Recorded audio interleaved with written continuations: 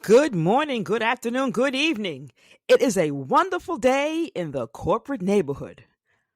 Or is it? Welcome to the Elevate Your Corporate Value podcast with Dr. E, where we will have conversations on the topics under the four pillars I feel are critical to employee success in corporate: leadership, engagement, analytics, and performance, aka LEAP. Mastering these will allow you to have wonderful days and to leap in your career. I am Elizabeth Dr. E. Carter, PhD, your corporate elevation and transition strategist and host. I understand the challenges you face as a corporate professional trying to thrive in the workplace.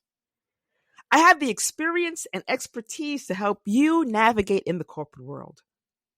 We will laugh, cry, but most importantly, accumulate tools that will allow you to become more confident, empowered leaders who are valued and respected in the corporate world.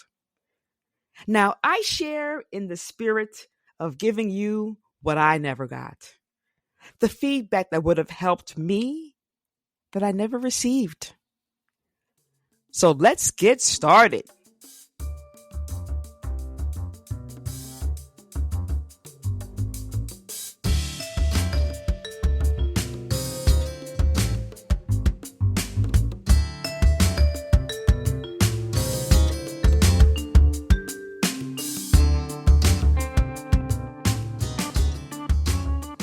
Hello and welcome. Elizabeth Dr. E. Carter here.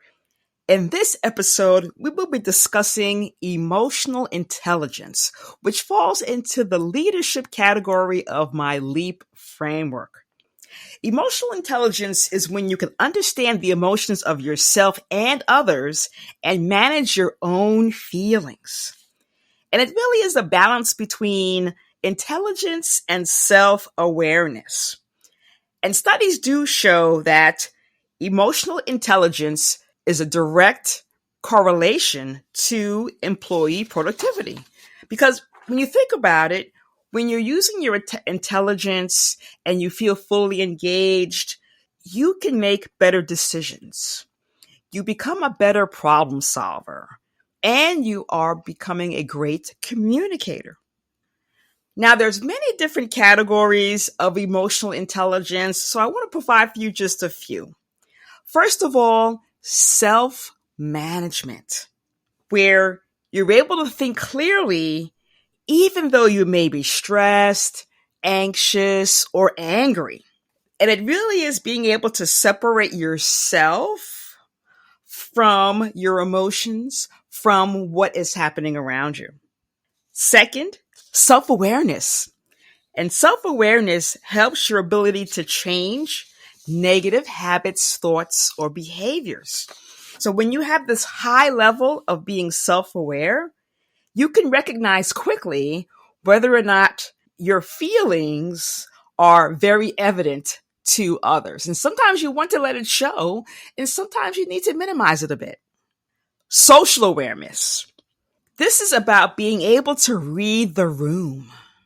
That is a learned skill. I will tell you that. You'll be able to see when people are feeling comfortable or even uncomfortable. You're able to pick up on social clues. And you really can't learn that until you really get to know your teammates. As a leader, we have to have that as our number one competency. We have to quickly and immediately recognize that something's wrong. Something's not right. There's something going on in your employee's life that's impacting their attitude, their behavior, their day. And that comes to number 4, relationship management. Having the relationship allows you to manage conflict, manage when you're working well, which enables positive relationships overall. And that does also create good interpersonal skills. Now for me, and I've been in the corporate world a long time, this, I'll say, framework of really understanding emotional intelligence or IQ is new. newer, I would say. Because I remember when I first came into corporate, I lived in New York, and I was working day and night. And that was the norm. Everybody did it. Nobody asked you how you're feeling. No one asked you as if it was optional to stay late when we were working on something. It was just, that's what it was, and just kept doing. Everybody was still sitting there working. You continued to sit there and keep working. So having that mentality and determining, or at least thinking that that was working, because as I continued to do that, I was being promoted. I was getting asked to be part of higher profile projects. I was asked to be part of other teams. So I thought, oh, this is the way you do it.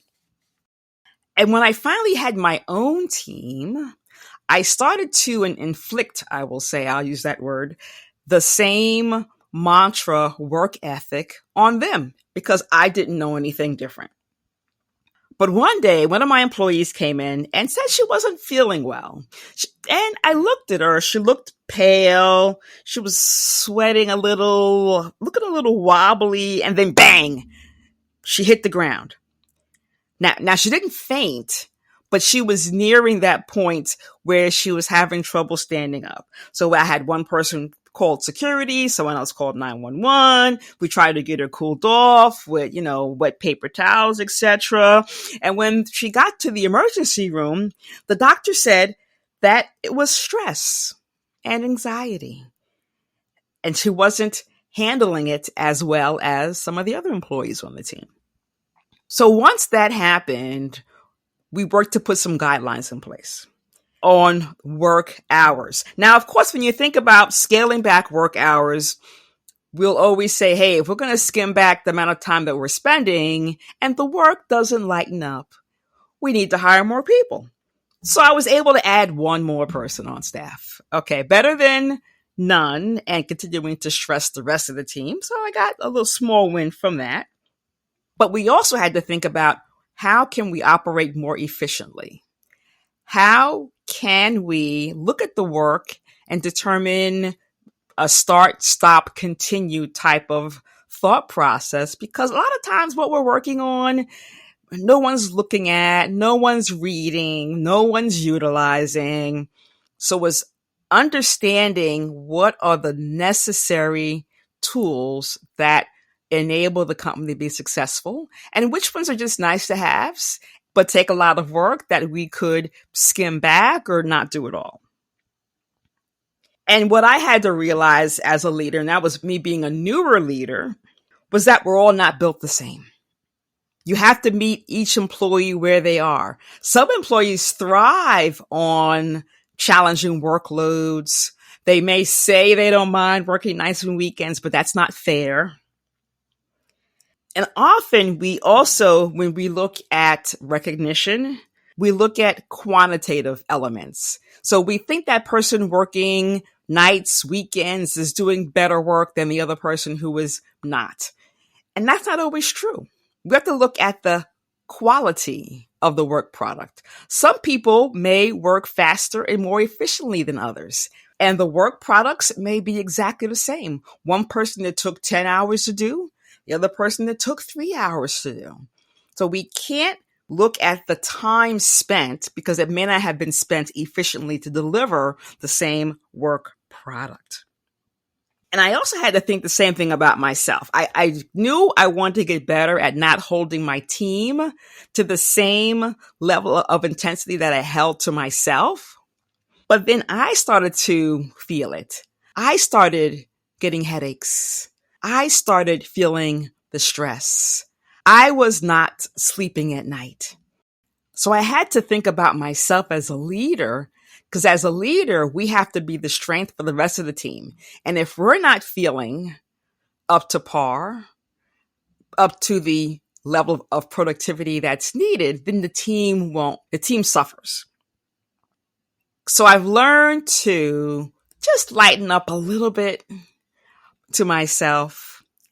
Then this essence of emotional intelligence was starting to become more prevalent in training programs onboarding programs, leadership management programs. And I'm glad, because we could not operate in this intensive world forever. So what I look to do now, as far as my evolution of emotional intelligence, and I know I still need to work on it, because I tend to be a very, I'll call it, professional, and separate my personal life from work. I don't always see the clues, because I am not trying to read a whole lot into other people's personal lives unless they choose to share. But I know I do need to get better at clues. But employees have to also get better at articulating when they're not happy. I think we've also gotten better at shielding or masking our feelings.